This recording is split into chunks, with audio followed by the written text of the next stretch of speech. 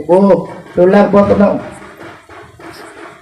ఏంటంటే డబ్బు సంపాదన, ధన సంపాదన, సంపాదన కోసం పరిగెత్తుతున్నాడు మనిషి. సంపాదించుకోవాల్సింది ధనం కాదు, ఏది నీతి, విశ్వాసము, ప్రేమ, సాత్వికము, దీర్ఘశాంతము, వీటిని సంపాదించుకోండి. ఆయన తిమోతికి రాసిన మొదటి పత్రిక 6వ అధ్యాయం 6వ వచనంలో సంతృష్టి సహితమైన దైవభక్తి ఉన్నవాటితో సంతృప్తి పొందు, అది గొప్ప లాభసాధకం. సంతృప్తి సహితమైన దైవభక్తి గొప్ప లాభసాధకమై ఉన్నది. మనం ఈ లోకంలోనికి ఏమీ తేలేదు, దీనిలో నుండి ఏమీ తీసుకొని పోలేము. కాగా అన్నవసరములు గలవారమై ఉండి వాటితో తృప్తి పొంది ఉందము. తృప్తి లేని యవనస్తుడు పనికిరాడు. తృప్తి కలిగిన జీవితం అది నీకు ప్రయోజనకరం. ఆత్మ సంబంధంగా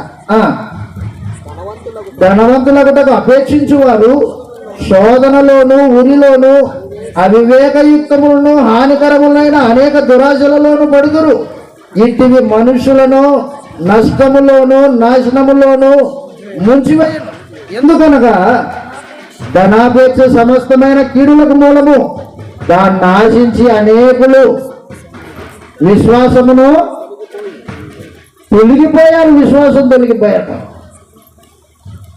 తమ్ము తామే పుడుచుకున్నారంట.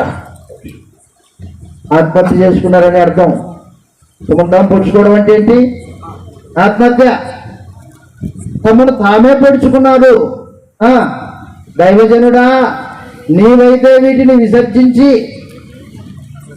భక్తిని, నీతిని, విశ్వాసమును, ప్రేమను, ఓర్పును, సాత్వికమును సంపాదించుకొనుటకు ప్రయాసపడు నాయనా.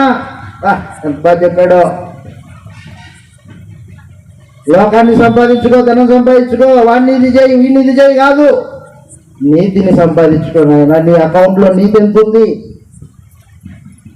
నీతి ఎంత ఉంది నీ అకౌంట్లో? నీ బ్యాంకులో నీ డబ్బులు ఎన్ని ఉన్నాయి? అది కాదు దేవుడు చూసేది. నీ వ్యక్తిగత జీవితంలో, నీ ప్రవర్తనలో, నీ క్యారెక్టర్లో నీతి ఎక్కడుంది? ఎంత ఉంది? ఏ స్థాయిలో ఉంది? నీతిని, భక్తిని, భక్తి ఎంత మేరకు ఉంటుంది మనకి? భక్తిని, విశ్వాసం ఎంత మేరకు ఉన్నది? విశ్వాసమును, సాత్వికమును,